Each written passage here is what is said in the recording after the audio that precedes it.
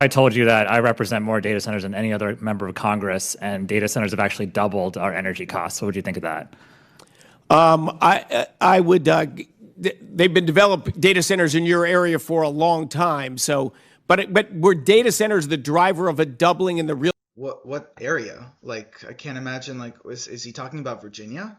cost of energy? Yes. I would say that And, I and would it's say going to that's false. continue to actually increase our energy costs. I can show you my utility bill, anywhere from 25% to 200% increases in our utility bills only because of data centers. He also said that data centers lower utility bills, not raise them. Do you still stand by that statement? Okay, so there's two different schools of thought here. So data centers cause energy bills to go up, and then data centers actually contribute enough back to the grid in order to lower utility costs. So this is probably one of the most contentious like energy issues that I've seen like in all the research that I'm currently doing.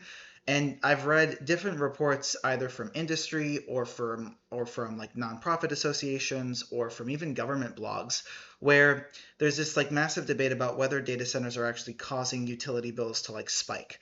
I think it could be it depends on where you live in the United States because each state has different problems when it comes to like the energy grid, right? So you don't have enough transmission, you don't have enough generation, you don't have enough capacity. So all three of those things have to be built out if a data center, like a hyperscale data center, is going to be built. And then on the other end, data centers actually contributing enough back to the grid in order to lower energy costs. So number one, the grid isn't like utilized at like 100% like at all times, right? So the energy grid in the US was built around this premise of meeting peak demand for a certain number of hours like per year. So this is where the concept of grid flexibility comes in, where data centers can modulate the amount of energy that they draw from the grid if they're hooked up in order to say like, okay, we're not going to run our AI workload during the summer when there is like a massive demand for energy because everybody has like their AC units on, and instead we can shift it at night.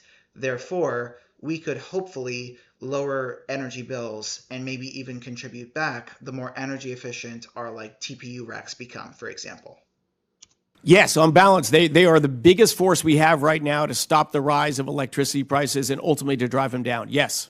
So I think this is partially true if we can build it outright and we have good public policy measures to ensure that they actually do this and hold them accountable.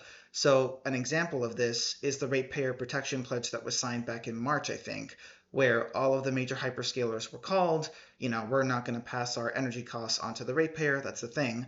The problem is that that's voluntary. And so like we don't actually have a method to hold these companies accountable, and we actually have to like trust them, which I'm a skeptic, so I wouldn't trust them to hold their end of the bargain. That's why agencies like FERC, the Federal Energy Regulatory Commission, are so important.